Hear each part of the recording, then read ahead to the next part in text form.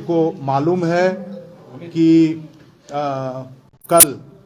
झारखंड प्रदेश Congress committee के द्वारा अध्यक्ष के द्वारा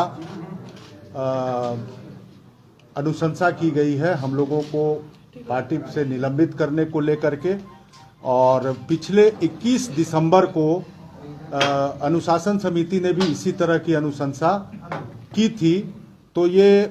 दूसरा ऐसा अवसर है जब कार्रवाई को लेकर के अनुशंसा हम लोगों के ऊपर किया गया है। पिछले 4 दिसंबर को झारखंड प्रदेश कांग्रेस कमेटी के अंतर्गत आने वाले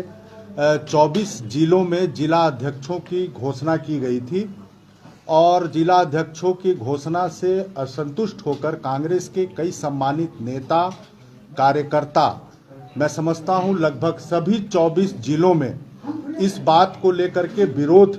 हुआ था। और जो कांग्रेस की मूल विचारधारा है कि सभी वर्ग सभी समाज को साथ लेकर चलने की, उस कमेटी में वो परिलक्षित कहीं से नहीं हो रहा था, जिसको लेकर के आप सभी जानते हैं कि उसमें न तो कोई महिला प्रतिनिधित्व था, न ही कोई अल्पसंख्यक मुस्लिम समाज से कोई प्रतिनिधित्व था और अन्य जातियों की भी उसमें उपेक्षा की गई थी, जिसको लेकर के कि राज्य भर के सभी जिलों में विरोध प्रदर्शन हुए। और उसके बाद 24 घंटे के अंदर दूसरी सूची आई, फिर उसके थोड़े देर के बाद तीसरी सूची आई। 3 बार जो है सो जिला अध्यक्ष का सूची में परिवर्तन किया गया, जो कि पहली बार कांग्रेस के इतिहास में ऐसा देखने को मिला। और राज्य के सभी जिलों में इसको लेकर के विरोध प्रदर्शन हुए, कई जगहों पर पुतला दहन भी हुआ और कई लोग आए। लेकिन 24 घंटे के अंदर जो विरोध प्रदर्शन हुआ और उसमें जो लोग सम्मिलित थे, मुख्य रूप से जो लोग मुखर थे, उनको भी पद दिया गया 24 घंटा के अंदर। ठीक उसके कुछ दिनों के बाद यानी कि 13 दिसंबर को झारखंड प्रदेश कांग्रेस कमेटी की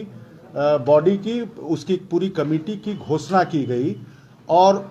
उसमें भी ऐसे लोगों को महत्वपूर्ण जगह दिए गए। उसके बाद 19 तारीख को हम लोगों ने एक बैठक रखा था ऐसे कार्यकर्ताओं को एक साथ एकत्रित करके, और उसमें एक बात जो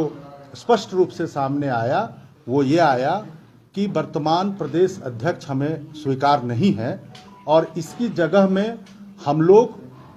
झारखंड में चाहते हैं कि किसी आदिवासी नेतृत्व को जगह दिया जाए, उनको मौका दिया जाए प्रदेश अध्यक्ष के रूप में। क्योंकि पिछले 2019 के विधानसभा चुनाव में हम जब जनता के बीच गए थे उस नेतृत्व के साथ,